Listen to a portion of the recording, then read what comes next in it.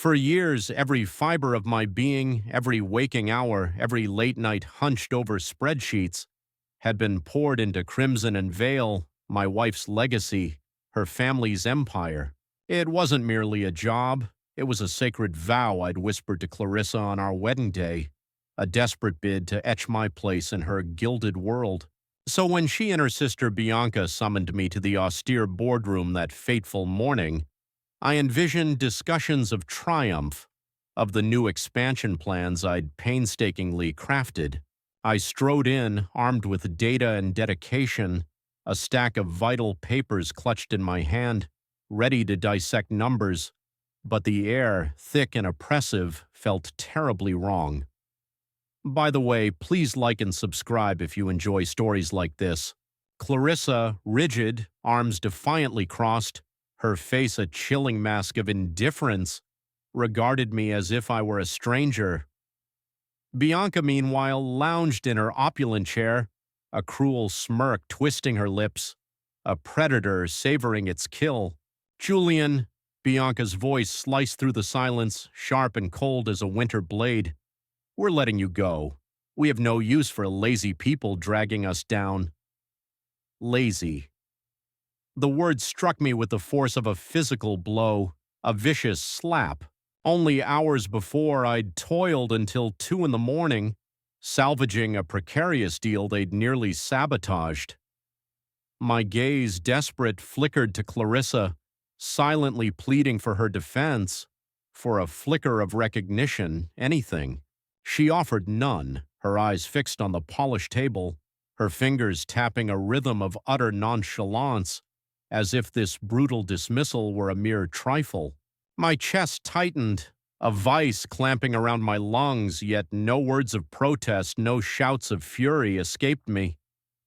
Instead, I conjured a polite, brittle smile, the kind I'd perfected over 1,000 times to diffuse impending storms, a single curt nod, then, all right, good luck. And with that, I turned, walking out into the echoing void they had carved, my footsteps the only testament to my sudden expulsion. The rest of that day blurred into a disorienting haze. I drove home, the steering wheel slick with a sweat I hadn't known was there, my mind a churning abyss of disbelief. Our house, no, hers, with its cold marble floors and cavernous ceilings, felt emptier than a tomb when I stepped inside. Keys clattered onto the counter. I sank onto the couch, my eyes fixed on the unseeing ceiling. How could she? 8 years of marriage, 8 years of pouring my very essence into her family's enterprise, and she allowed Bianca to discard me like some random hire plucked from the street. A sudden buzz in my pocket jolted me from the spiraling darkness. A text, Marco. The accountant, my silent comrade through countless late-night budget skirmishes. Heard what happened. I don't think they read your contract. I frowned, rereading the cryptic words. My contract. It hadn't crossed my mind since the day I'd signed it, years ago, when Raphael, Clarissa's shrewd father, still helmed the ship. What's in it? I typed back, a frantic pulse thrumming in my veins, but no immediate reply came. I leaned back, a faint, nascent hum of possibility starting in my mind. If there was something, a critical oversight, a forgotten clause. Perhaps, just perhaps, this wasn't over. I rose, a phantom limb, and poured myself a glass of water, hoping to wash away the searing sting of Bianca's words. Lazy. I, who had single-handedly resurrected their shattered supply chain 3 years prior. I, who had secured the Peterson account, the very lifeline that had sustained us through the leanest times. Clarissa, of all people, knew this. She had seen me stumble home, utterly spent, had kissed me goodnight as I drifted to sleep, laptop still humming on the kitchen table. Yet today she hadn't even met my gaze. I took a sip. The cold water offered no solace to the fiery indignation blazing in my chest. Was this her design? Did she too wish me gone? Or was she merely too spineless to defy Bianca? I didn't know which thought gnawed at me more fiercely. My phone vibrated again. Marco. Check the merger clause from the subsidiary deal. You're still tied to it. The subsidiary deal. 5 years ago, when we'd acquired that small tech firm, a strategic move to fortify Crimson and Vale's patent portfolio, I'd been immersed, utterly consumed in the negotiations, Raphael's hand clapping heartily on my back as he hailed me his right hand. A merger clause? What could that possibly mean now? I set the glass down, rubbing my temples. The first flicker of hope, or something far darker, ignited within me. The next hour vanished as I tore through the ancient files in my home office, the ones I'd kept from the era when I truly believed Clarissa had my back. The contract, yellowed at the edges but still starkly legible, lay buried in a folder marked CNV Merger 2020. I skimmed the pages, my eyes racing over the dense legal jargon until they snagged on page 17. There it was, in stark black and white. My name, Julian Rivera, listed as co-chairman of the subsidiary, wielding full authority over its assets. Assets that encompassed Crimson and Vale's entire intellectual property, their trademarks, their patents, the very backbone of their colossal enterprise.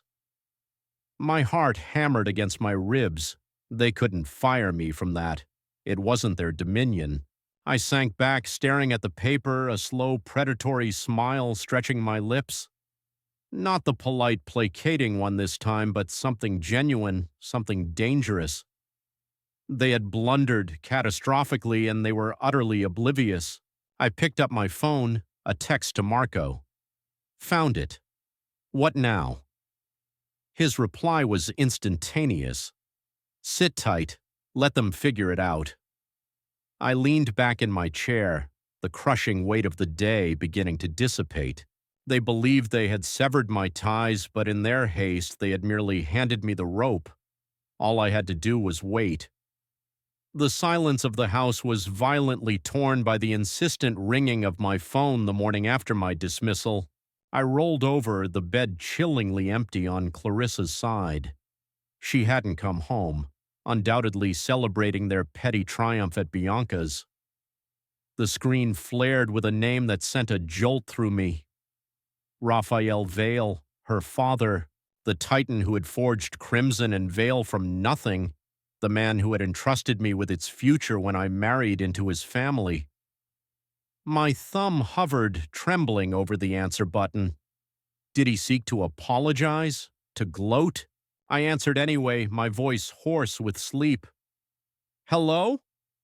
Julian, why the hell did they fire you? Haven't they read the damn contract?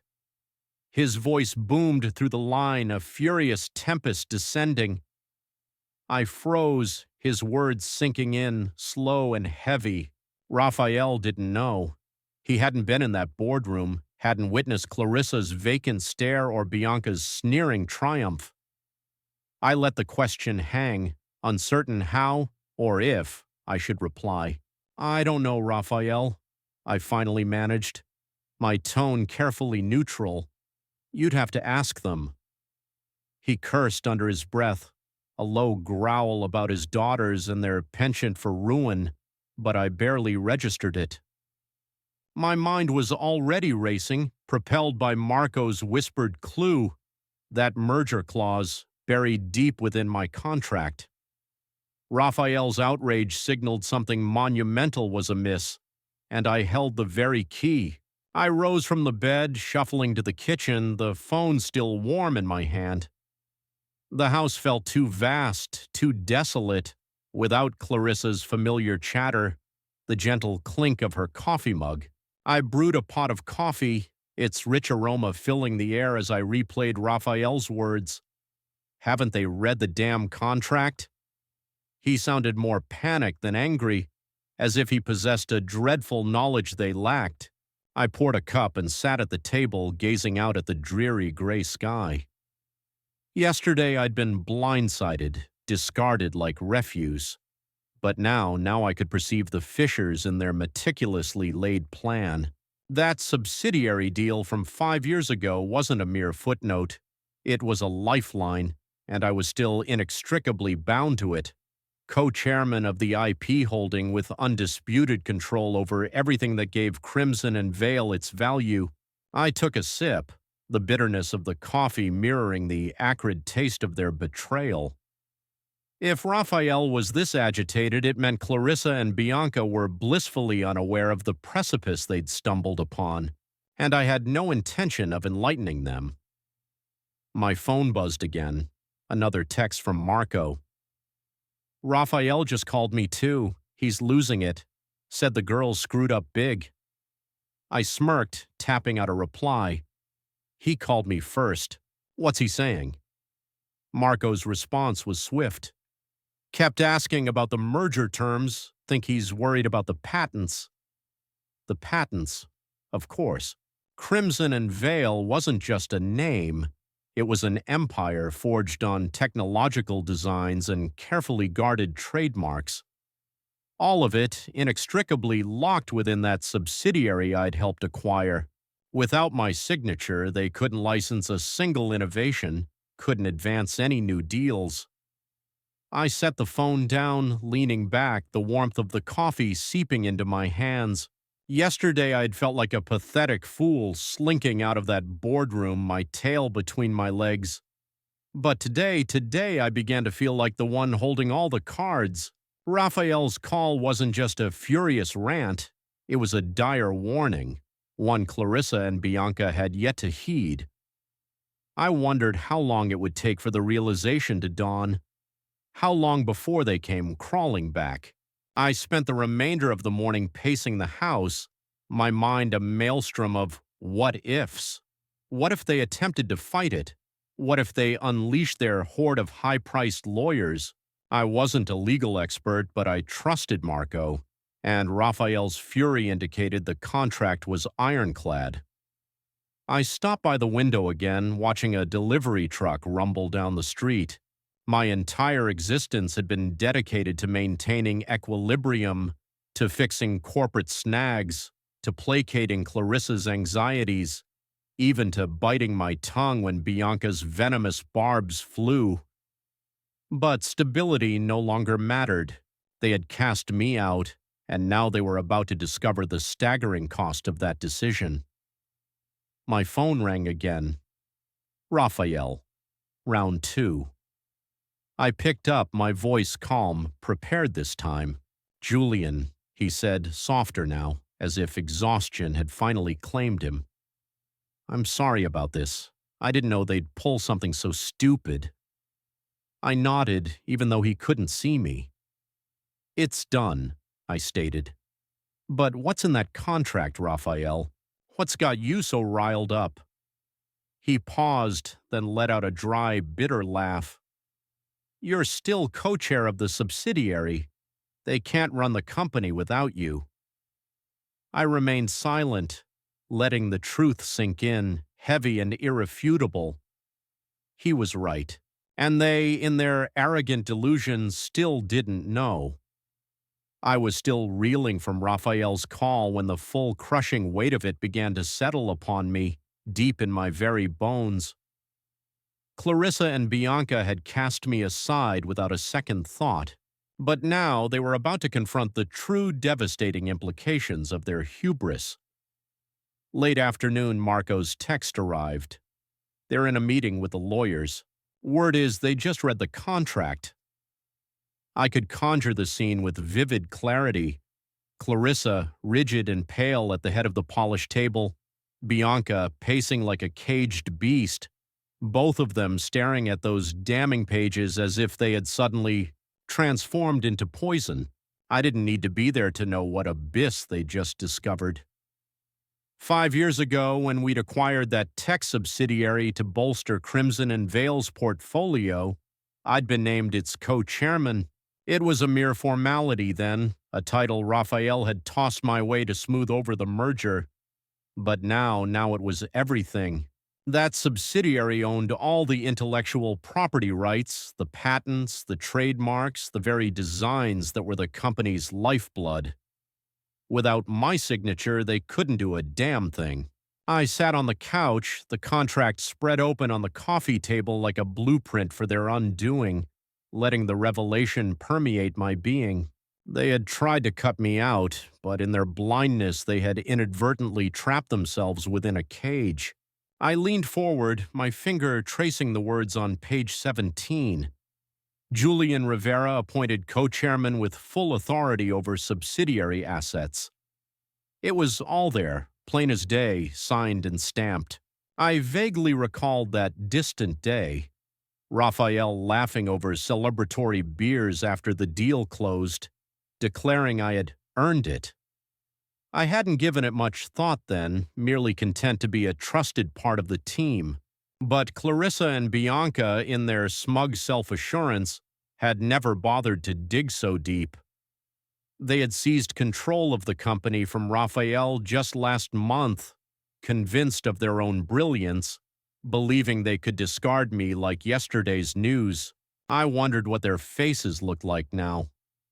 Pale, no doubt, with that pinched, stressed look Clarissa got, and Bianca's mouth twisted tight with raw fury. They had brought in some hotshot New York lawyer, Noel, to oversee the transition. I'd met her once, cold as ice, with a handshake that felt like a challenge. She would be the one to deliver the crushing blow, I surmised, her voice flat, informing them they were irrevocably screwed. I rose and walked to the kitchen, needing to move, to think.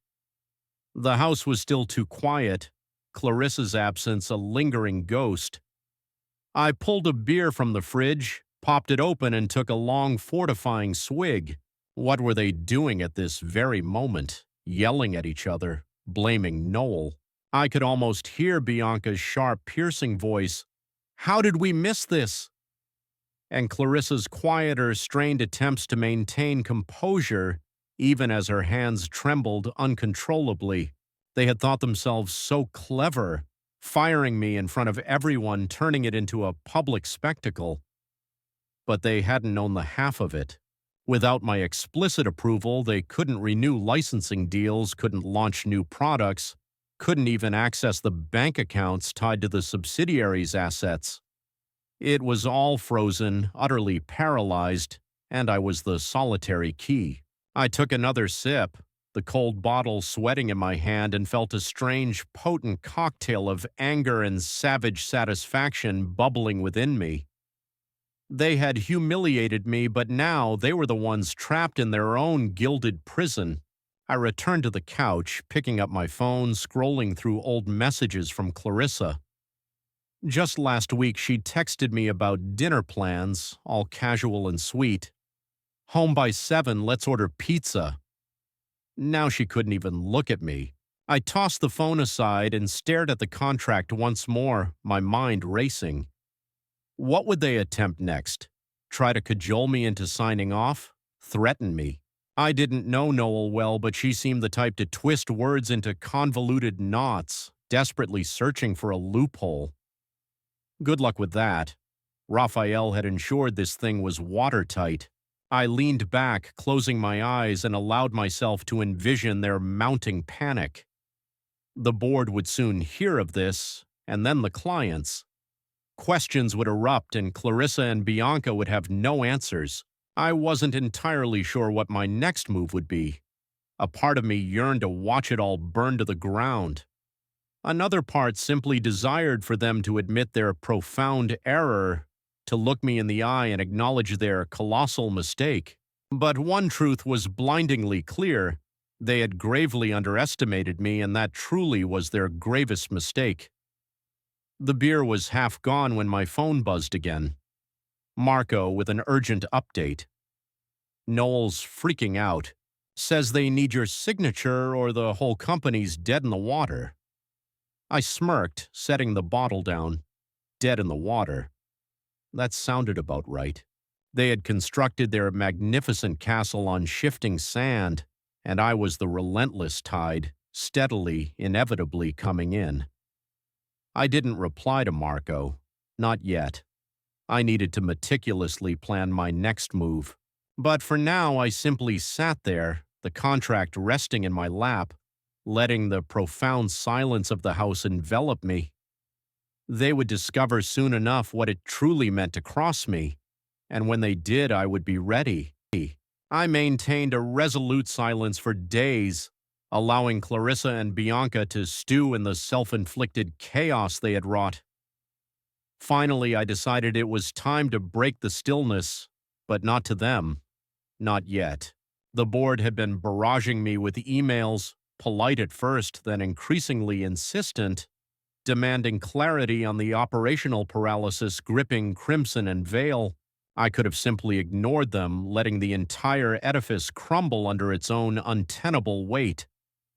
But something within me compelled me to ensure they understood, with brutal precision, exactly what was happening and why. So I sat at my desk, the contract spread before me like a tactical map, and composed a reply.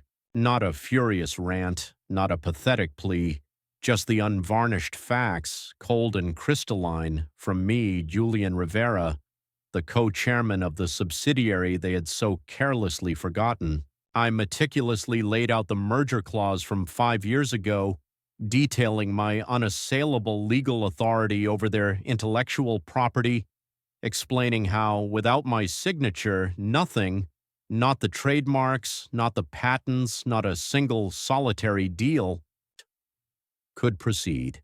I didn't demand my job back, nor did I beg for absolution. I concluded with a single impactful line: I'm asking for accountability, not reinstatement. Then I hit send, copying every single board member, and leaned back in my chair, a small measure of the crushing weight lifting from my shoulders. They had wished me gone. Now they would experience the crushing cost.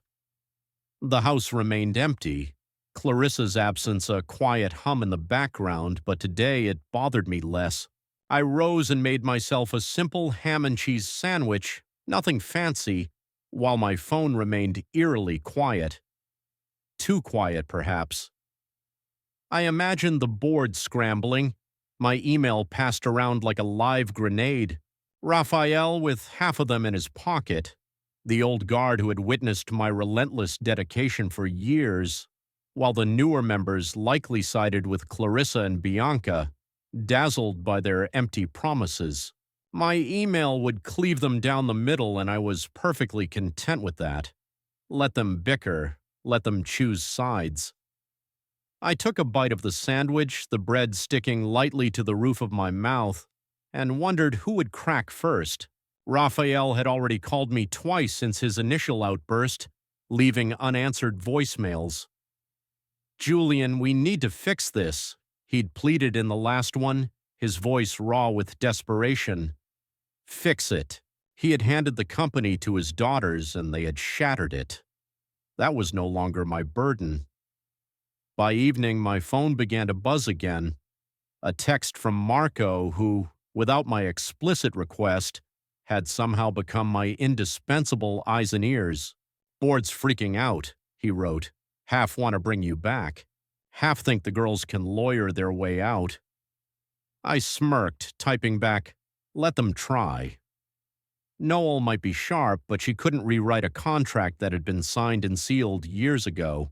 I set the phone down and walked to the window, the sky bleeding orange as the sun dipped below the horizon. Rumors were beginning to swirl, Marco said. Whispers that the board might offer me full control of the IP arm, effectively cutting Clarissa and Bianca out entirely. I wasn't sure if I truly desired that. A part of me did, certainly the part that still smarted from Bianca's lazy insult and Clarissa's chilling indifference. But another part just yearned for them to confess their monumental screw-up, to look me in the eye and articulate it. I crossed my arms, watching a lone car roll by outside. Power was alluring, but accountability, that was far more satisfying. I returned to my desk, the half-eaten sandwich abandoned, and pulled up my email again. Replies were trickling in now, cautiously worded, as if their senders feared choosing a side. One message from an old friend of Raphael's named Tom read, "Julian, this is a mess. We didn't know about the clause. What do you want out of this?" I didn't answer. What did I want? I wasn't entirely certain yet. Yesterday I'd been content to watch them flounder, but now, with the board dangling such tantalizing options, I had to think bigger. I leaned back, rubbing my eyes. The company was paralyzed, clients stalling deals, suppliers holding back shipments. All because Clarissa and Bianca, in their monumental arrogance, believed they could operate it without me. My email hadn't just stirred the pot, it had flipped it over entirely. I could almost hear their voices in my head, Bianca screaming, Clarissa striving for a fragile calm, and it almost made me smile. The night stretched on and sleep evaded me. I merely sat there, immersed in my thoughts, punctuated by the soft hum of the refrigerator. Marco texted again around midnight. "Heard Raphael's pushing for a meeting. Wants you in the room." I didn't reply. A meeting sounded like a trap, an attempt to sweet-talk me into signing away my leverage to pretend none of this had ever happened. But the board splitting, that was a tangible reality. If Raphael's faction prevailed, I could return on my terms, not theirs. I rose, poured a glass of water, and stood in the kitchen, the cold tile beneath my feet a grounding presence. They had fired me as if I were nothing, but now I was everything. The leverage was undeniably mine, and I would not relinquish it cheaply. Let them fight it out. Let them beg. I would wait. I was in the midst of brewing coffee, the pot gurgling a rhythmic comfort on the counter, when my phone rang again, Clarissa's name flashing on the screen. I stared at it for a second, the insistent sound slicing through the quiet morning like a harbinger of things to come. A storm was brewing, though the air in my quiet apartment remained undisturbed. The phone, a harbinger of impending confrontation, lay still, but its presence hummed with unspoken demands. She hadn't dared to call since that brutal dismissal, only sending those carefully worded texts I'd so pointedly ignored. Part of me yearned to let it ring, to cling to the fragile silence I'd cultivated, yet an insatiable curiosity gnawed at me. I yielded, picking up the receiver, my voice deliberately devoid of emotion. "Yeah?" A fraught silence stretched before her voice, softer than I expected, rasped through the line, strained as if she hadn't slept in days. "Julian, can we meet? Please." I offered no immediate reply, letting her desperate plea hang suspended in the air. Meet? After everything? The raw desperation underlying her tone, the faint crack in that cool facade she'd always maintained in the boardroom, resonated clearly. "Why?" I finally inquired, leaning against the cold kitchen counter. A shaky sigh escaped her. "This whole thing, it's a misunderstanding. I want to fix it." A misunderstanding? A bitter laugh nearly escaped me, but I suppressed it. "Okay, noon. That place on 5th. She agreed with a sudden anxious haste, as if fearing I'd retract the offer, then swiftly disconnected. I set the phone down, the aroma of coffee filling the air, and wondered what fresh deception she intended to weave. I arrived at the restaurant early, a familiar little haven we once frequented in better times. Its soft lighting and intimate tables had once exuded warmth. Now it felt like a chillingly prepared stage for an unfolding drama. I claimed a corner booth, sipping water, my gaze fixed on the entrance. Clarissa materialized precisely on time, her coat drawn tightly around her, her face a pale canvas of exhaustion. Her eyes met mine, and she forced a brittle smile, one that never quite reached her eyes, before sliding into the seat opposite me. "Hey," she greeted, Her voice unnervingly light, as if we were merely catching up. I simply nodded, my expression an unreadable mask. Hey. She fidgeted with her napkin, then leaned in slightly. Julian, I'm sorry about how this went down. It wasn't supposed to be like that. I merely raised an eyebrow, waiting. She continued, her words now tumbling out in a rush. Bianca pushed for it and I didn't know how to stop her. We can work this out, right? You don't have to freeze everything. I remained still, my hands resting on the table, offering no smile, no movement. She was trying to charm me, the same old routine, wide pleading eyes, a soft coaxing voice, the very tactic she'd deployed countless times when she'd stumbled. But the spell was broken. The waiter approached and she ordered a salad, her fingers nervously twisting the menu before she handed it over. I opted for a simple burger. As he departed, she resumed her plea. We need you, Julian. The company's a mess without those approvals. Can't we just put this behind us? I took a slow sip of water, letting her stew in her discomfort for a moment. Then Bianca's languid voice echoed in my mind, and I recalled Clarissa's blank, complicit stare from that day. I set the glass down, slow and deliberate. A mess, huh? Funny how that works. She blinked, momentarily caught off guard. Before she could articulate a response, I pressed on. You didn't say a word when she fired me. You just sat there. Now it's a misunderstanding. Her face flushed and she cast her gaze downward, picking at the napkin once more. I didn't want it to happen like that, she mumbled. Bianca said we needed a clean break and Noel backed her up. I thought. She trailed off as if realizing the weakness of her own words. I leaned forward, my voice dropping to a low register. You thought what? That I'd just take it? She remained silent, and then the food arrived, offering a brief reprieve from the escalating tension. I took a bite of my burger, chewing slowly, watching her poke at her salad as if her appetite had vanished. She glanced up, attempting a new tack. Bianca's the one who pushed it. She convinced me it was best for the company. Noel said it was legal.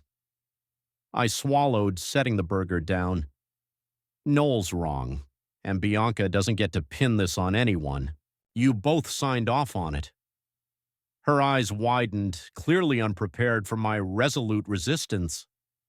Julian, please, she pleaded, her voice cracking. We can fix this. Just sign off on the IP stuff and we'll figure out a role for you. A role? As if I were some desperate supplicant begging for a place at their table. I wiped my hands on a napkin, locking my gaze with hers. You fired me like a stranger, Clarissa. Now deal with the consequences. She froze, her fork midway to her mouth, then slowly set it down. You're really going to let the company fall apart? She asked, almost a whisper. I shrugged, taking another bite. Not my call anymore. You made it yours. She stared at me as if seeing me for the very first time, and I knew the charm had withered, the excuses long since exhausted. I finished my burger while she sat there, pushing her food around, the silence between us thick and suffocating. When the check arrived, I paid for my portion and stood. Good luck, I said, the same dismissive words I'd uttered in the boardroom, and walked out. She didn't follow. I didn't look back. The next morning, Clarissa's parting words still echoed in my mind, a persistent, unsettling hum. You're really going to let the company fall apart? She'd spoken as if I were the architect of their ruin, not her and Bianca with their petty power games.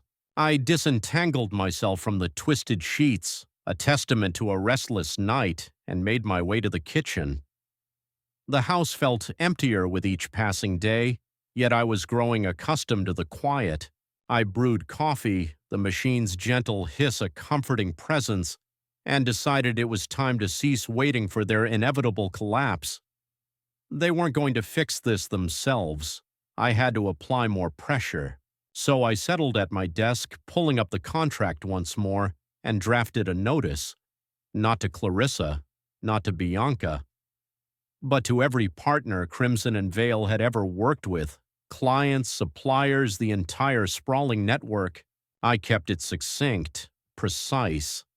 All licensing agreements and contracts tied to the subsidiary were frozen until new terms were negotiated. No threats, no histrionics, just the unvarnished truth. I was the co-chairman, and without my explicit consent, nothing would move. I hit send, copied the board, and leaned back, the coffee mug warm in my hands. Let's see how they handle that. The day that followed was eerily silent. No calls, no texts, only the low hum of the refrigerator and the distant rumble of a car passing by. I surmised they needed time for the gravity of the emails to sink in, for panic to truly set root. I was not mistaken.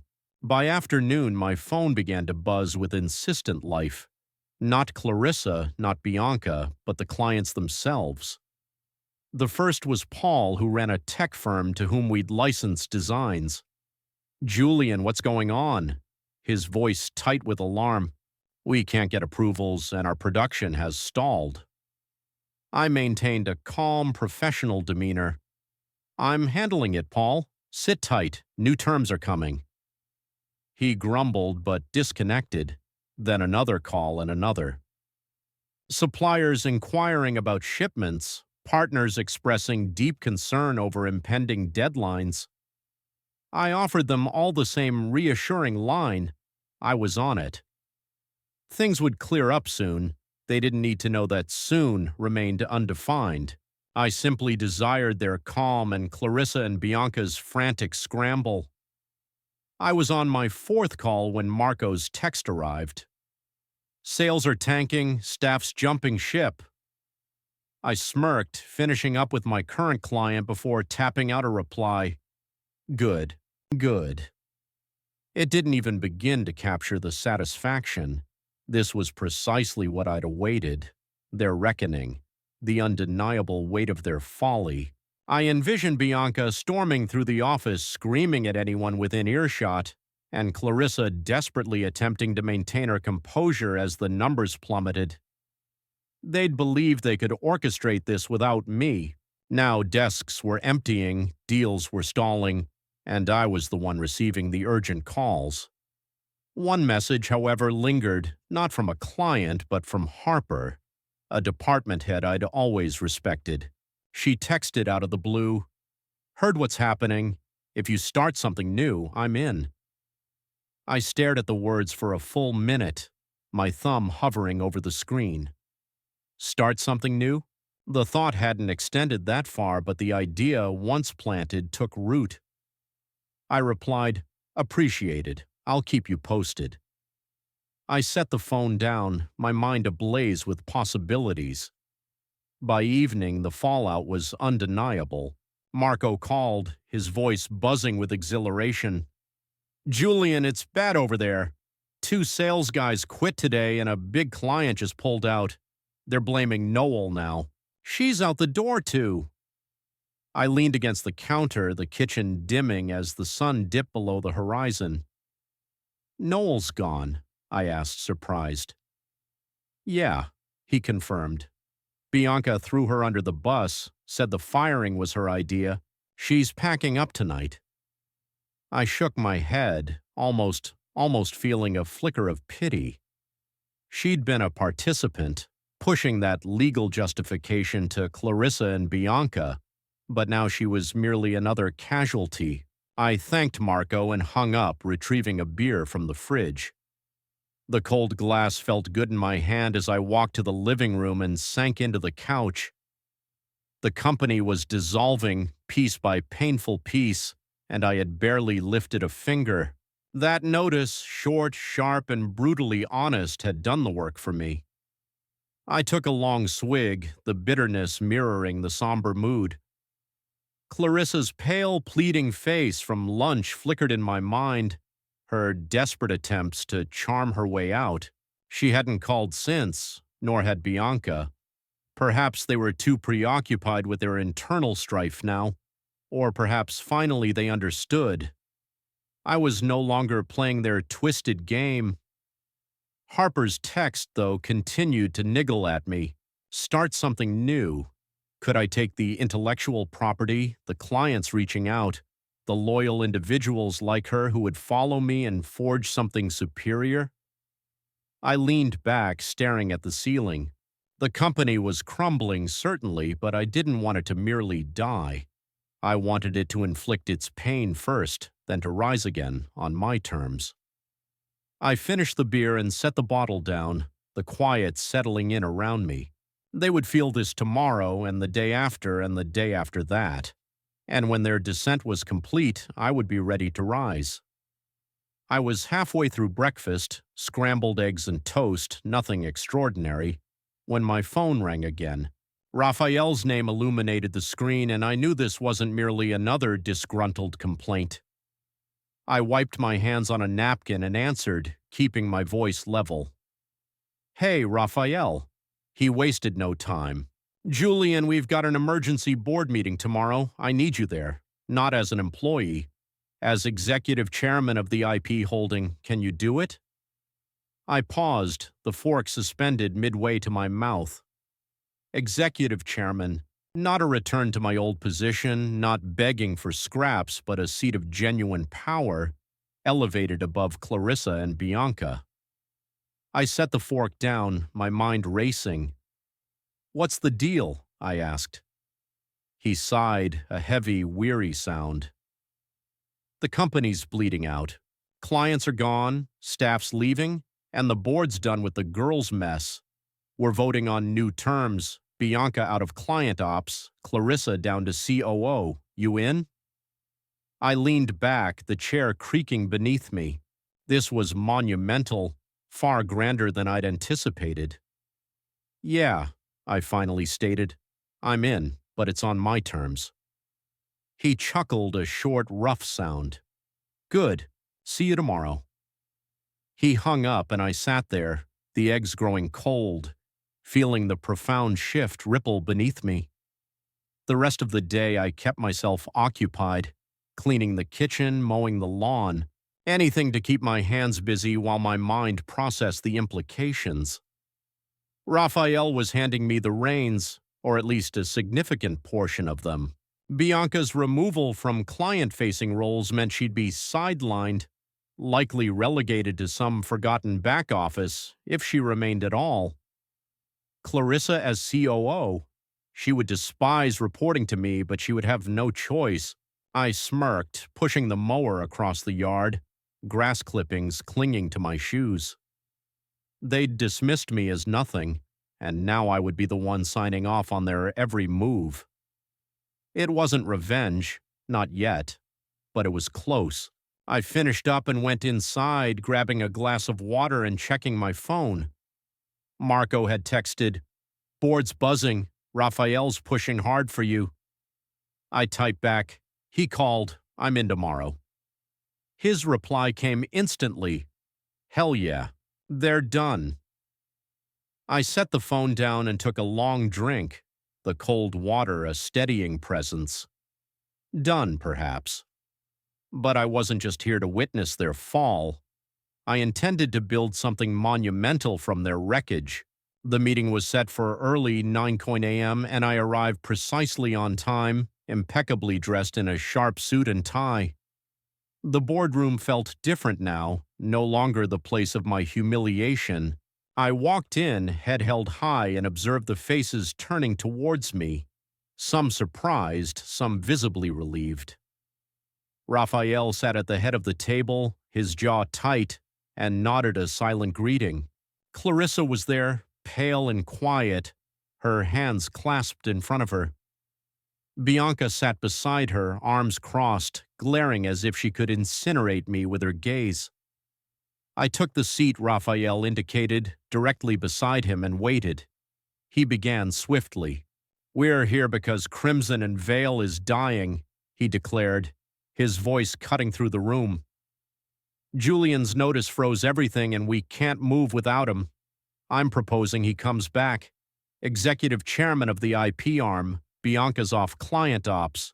Clarissa, COO. Vote it now. The room fell silent, then hands began to rise.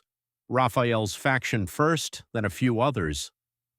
The motion passed quickly, cleanly. Bianca shoved her chair back, a harsh scrape against the floor, and stormed out, the door slamming shut behind her with a resounding thud.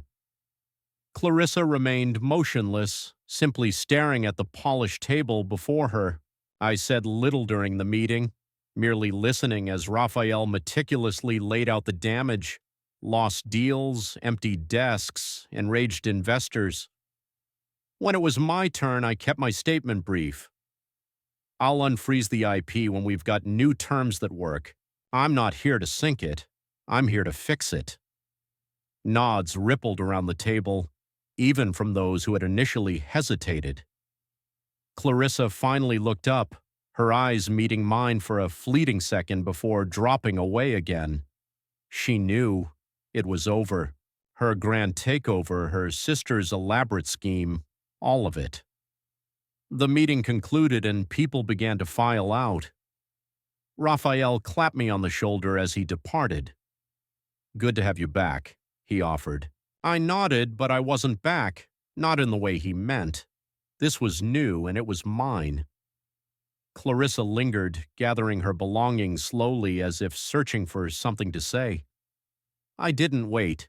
I walked out the boardroom behind me and headed for my car.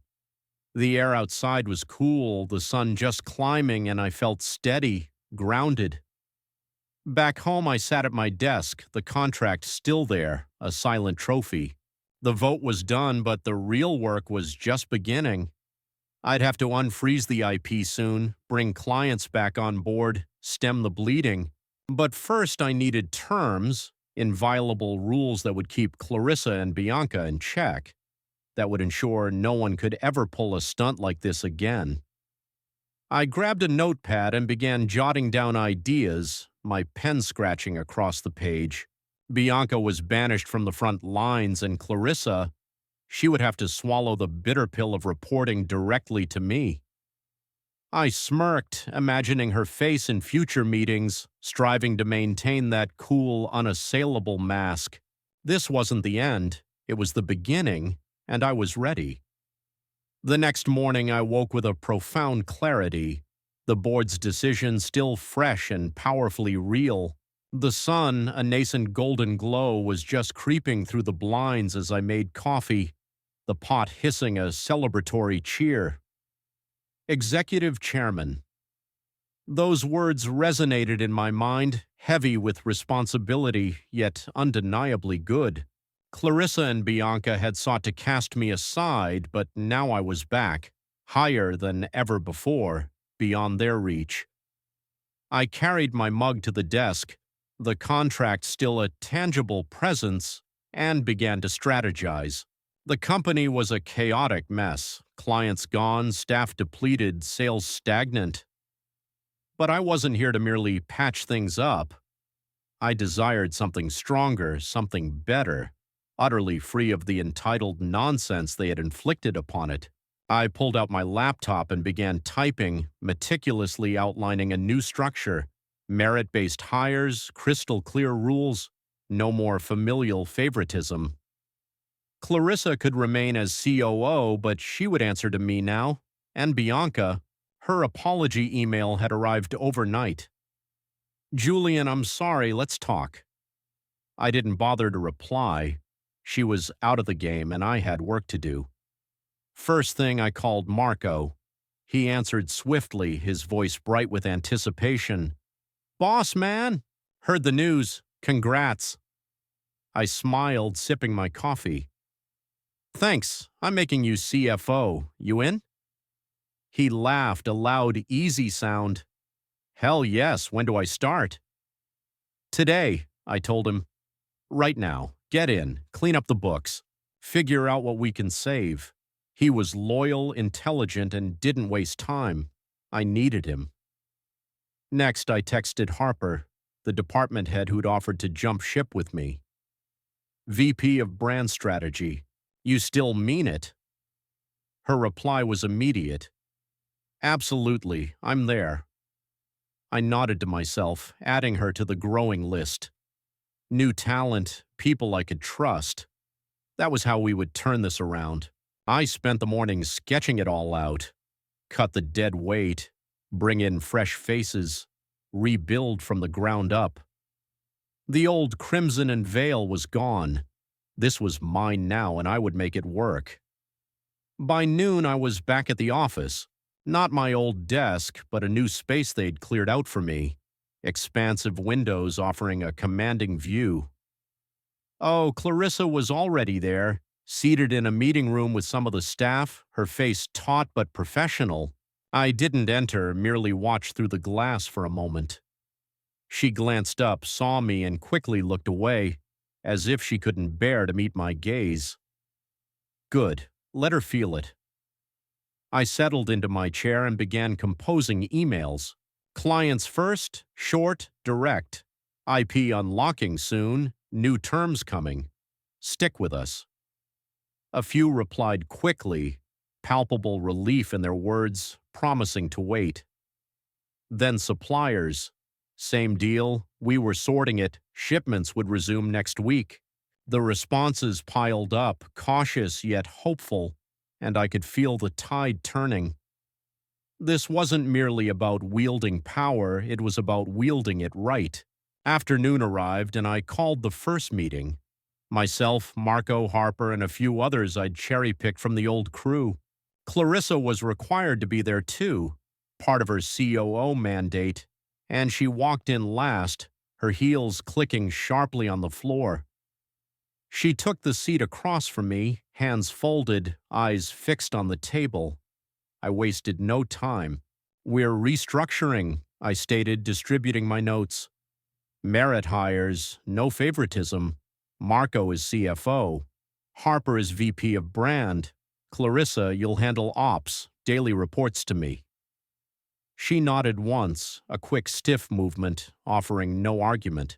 Marco grinned, flipping through the pages, and Harper leaned in, already brainstorming new ideas.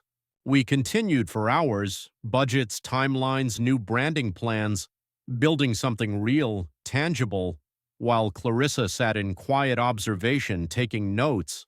She strove to maintain her dignity, her voice steady when she spoke, but I could see the strain wearing on her. Every decision now flowed through me, and she could not evade that reality. Afterwards, Marco lingered, clapping me on the shoulder. This is solid, Julian, we've got a shot. I nodded, stacking my papers. Yeah, just keep the numbers tight. He left, and I remained, watching the office slowly empty out. Clarissa lingered too, gathering her belongings with deliberate slowness, as if bracing herself to speak. Finally, she approached, her voice low. This is how it's going to be? You calling every shot? I looked at her, calm and steady. You wanted me out. This is what you get instead. She swallowed, her jaw tight, then turned and walked away. I let her go, the door clicking shut behind her. She would stay in line. She had to, or she would lose what little she had left. I wrapped up late, the sky dark outside, and drove home, the radio off, my thoughts my sole companions. The company was shifting, new blood, new rules, and me at the helm. I'd called Geraldine earlier, offering her a generous exit package for a comfortable retirement, and she'd cried, proclaiming me the best of them. Perhaps I was. I pulled into the driveway, the house still quiet, but it no longer felt so hollow. This wasn't about revenge anymore. It was about forging something lasting, something they could never again ruin. I would keep Clarissa on a tight leash, ignore Bianca's groveling, and build it my way. Tomorrow I would begin again, and it would be better than they had ever dreamed. I woke early, the house still shrouded in darkness, and felt a quiet, resolute strength settling within me. Something steadfast like the earth after a storm. Months had passed since that pivotal board meeting, since I'd seized the reins as executive chairman, and Crimson and Vale was finally breathing again. I made coffee, the familiar gurgle filling the kitchen, and reflected on how far we had come. Clients had returned, loyal and unwavering, their trust meticulously rebuilt with every deal I had personally overseen. Investors, too, had come back, pouring money into our revitalized venture, and as the numbers steadily climbed, Clarissa remained distant, performing her duties as COO with professional competence, yet never challenging me, never daring to step out of line. Bianca was long gone, her unread apology email a relic in my inbox. I no longer needed her groveling. I had moved past it. Today was no longer about them. It was about solidifying a legacy, ensuring that no one could ever again be cast aside as I had been. I sat at my desk, the contract still a silent companion, and began writing the final crucial piece, new bylaws, a protective clause for the company, and for myself, for good. The office was a vibrant hum when I arrived, the air alive with individuals who genuinely desired to be there. Marco had the books impeccably organized, his grin wide as he waved me over. "Numbers are up again," he declared, sliding a report across my desk. "Best quarter in years." I nodded, flipping through it. Sales strong, costs down, everything clicking. "Good work," I told him, and I truly meant it. He had stepped up just as Harper had. Her new branding rolled out smoothly, sharply, attracting clients we'd never even touched before. I had built a team, not a fragile family dynasty, and the results were undeniable. Clarissa was in her office, door closed, likely poring over the operations reports I required. She sent them every day now, on time, professional but cold. I didn't care. She had lost her chance to be anything else to me. I turned back to my screen and continued typing, the bylaws taking shape. Rules for fair hires, clear authority, a legacy clause that irrevocably tied the intellectual property to merit, not to bloodlines. No one would ever repeat their egregious actions again. Mid-morning, I called a quick meeting. Just myself, Marco, Harper, and a couple of board representatives Raphael had sent. Clarissa was obligated to attend too, her chair squeaking softly as she settled across from me. I laid out the bylaws, keeping my explanation concise. "This protects us," I stated, passing copies around. "No more power grabs. No more firing people without consequences. The IP stays with the company, but only under leadership that earns it." Marco nodded, skimming the pages. "Smart. Locks it tight." Harper chimed in. "Clients will appreciate the stability." The board representatives concurred, one scribbling notes, the other simply stating, "Raphael's on board." Clarissa remained silent, her pen tapping the table once, twice, then stilling. I didn't look at her for long, just enough to witness her jaw tighten, then slowly relax. She understood. This boxed her in. It prevented her from ever clawing her way back to her former position. Good. The vote was swift, unanimous, and I signed the document right there, the pen feeling substantial in my hand. It was done. Afterward, I walked the floor, something I had instituted to stay connected, talking to staff, listening to their insights. They smiled now, not the forced, performative smiles of before, but genuine ones, as if they trusted me. One young hire stopped me. "Thanks for this, Julian. It feels different here." I clapped his shoulder. "That's the point," I said, and continued on. The place hummed with activity, phones ringing, keyboards clicking, deals closing.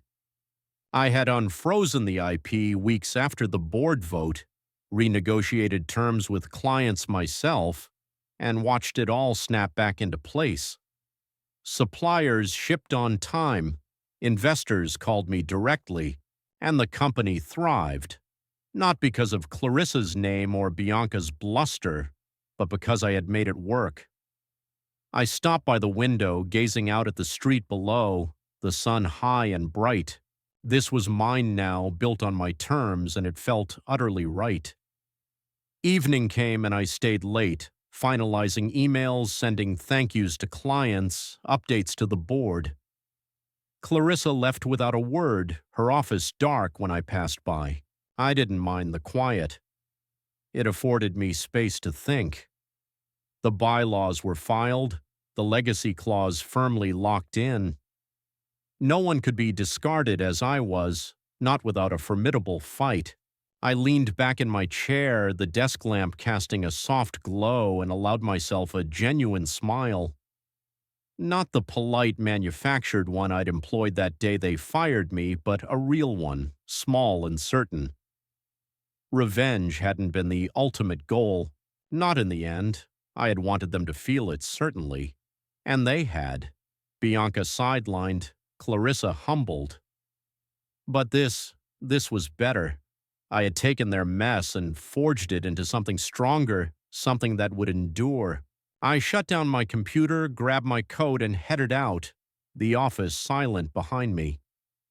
Driving home, the city lights blurred past, and I felt lighter than I had in months. The house was still empty, but it no longer weighed upon me. I had rewritten the rules, set the terms, and held that polite smile in reserve for when I needed it. Tomorrow I would continue building, and they would never forget who had held it all together. Ladies and gentlemen, since you've listened to the end of this story, please subscribe to the channel and write in the comments which state you're watching from. Let's see what percentage of elite viewers make it to the end, and please kindly turn your attention to the screen after this message. There you'll find a full playlist of thrilling stories, a subscribe button for the channel, and our most captivating story. Click, enjoy, and thank you.